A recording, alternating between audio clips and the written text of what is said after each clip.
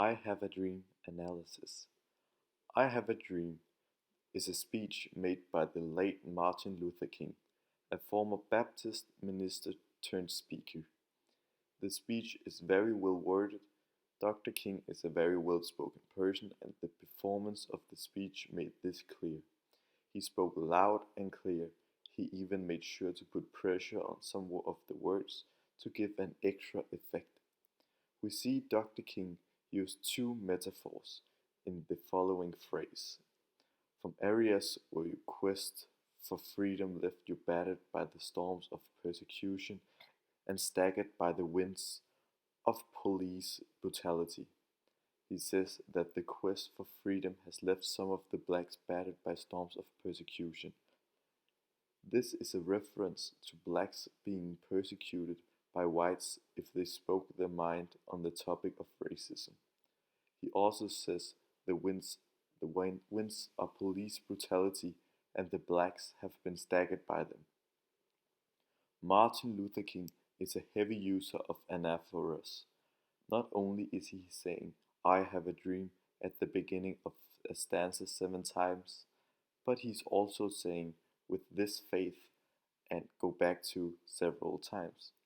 It's making his point stronger and it's making the listeners remember the message.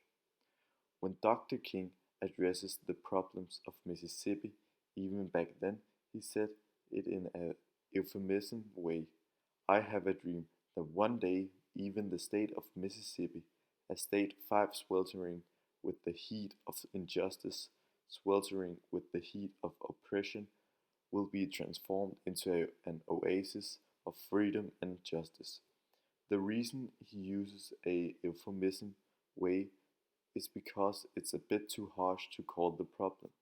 Instead, he's saying it in a well-mannered way, but still with the effect that there's real problems in Mississippi.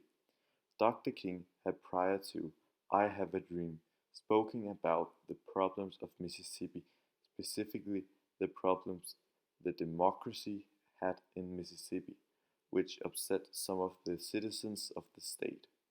Even till this date, we still see some people from Mississippi who are not a fan of Dr. King.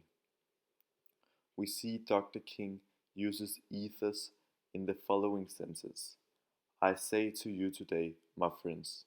He refers to the audience as friends. Friends are someone you can trust.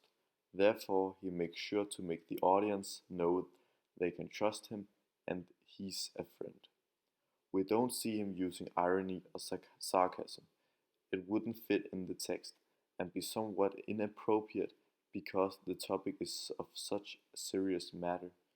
The way Dr. King is reaching out to us is through our hearts and compassion, and that's why logos don't fit in this specific speech either.